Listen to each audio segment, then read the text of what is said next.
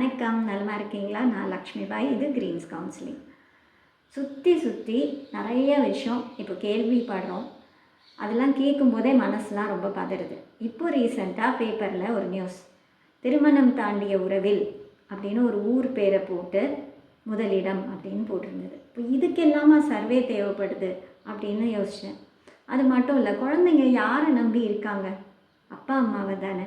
அந்த அப்பா அம்மாவே இன்னொரு தவறான உறவுக்காக குழந்தைங்களை கொல்ல முடியுமா? கணவனே மனைவி அடித்து கொள்றதும், மனைவி ஆளை வச்சு கணவனை கொள்றதும், சுற்றி இந்த மாதிரி விஷயங்கள்லாம் கேள்விப்படும் போது ரொம்ப பயமாக இருக்குது.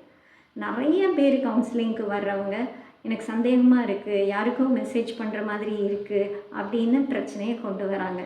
ஸோ ரொம்ப சுலபமாக அந்த ஃபோனுங்கிற ஒரு விஷயம் மூலமாக இன்னொரு உறவோட ஆண்கள் மட்டும் இல்லை, பெண்களும் இந்த தப்பை பண்ணிகிட்டே தான் இருக்காங்க. திருமணம் ஆயிடுச்சுன்னு தெரிஞ்சும் தவறான உறவுக்குள்ளே போய் விழுந்துடுறாங்க.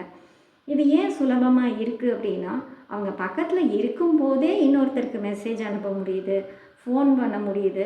அதெல்லாம் வெளியே தெரியாத மாதிரி அத்தனை பாஸ்வேர்ட் போட்டு வேற வச்சுருக்க முடியுது. இந்த மாதிரிலாம் நடக்குதே அப்படின்னு பேசினா உடனே நம்ம என்ன சொல்லுவோம்? சொசைட்டி கெட்டு போச்சு, ஃபோன் வந்துருச்சு, யாருமே இப்போ நம்புகிற மாதிரி இல்லை அப்படின்னு மற்றவங்கள தான் நம்ம சொல்லுவோம். ஆனால் அதே கேள்வியை நம்மக்கிட்ட கேட்டிருக்கோமா?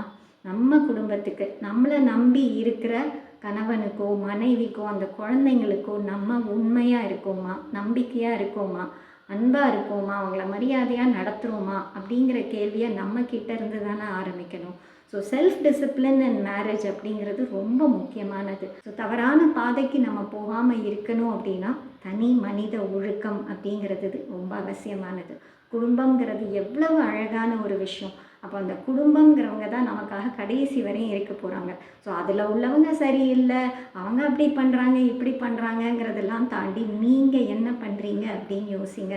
உங்களுடைய குடும்பத்துக்கு அந்த ஈஸியான வாய்ப்பை எடுத்துக்கிட்டு தவறு பண்ண போகிறீங்களா, இல்லை அவங்களுக்காக என்றைக்குமே உண்மையாக நிற்க போகிறீங்களா அப்படிங்கிற கேள்வி உங்ககிட்ட இருந்து ஆரம்பிங்க. தப்பு பண்ணாத மனுஷங்க கிடையாது. ஆனால் சந்தர்ப்ப சூழ்நிலைனால அந்த மாதிரி ஒரு தப்புக்குள்ளே நீங்கள் விழுந்திருந்தீங்கன்னா ரியலைஸ் பண்ணிவிட்டு தயவு செய்து எப்படி வெளியே வரணும்னு பாருங்கள். உண்மையாக இருங்க. தேங்க்யூ. டாட்டா.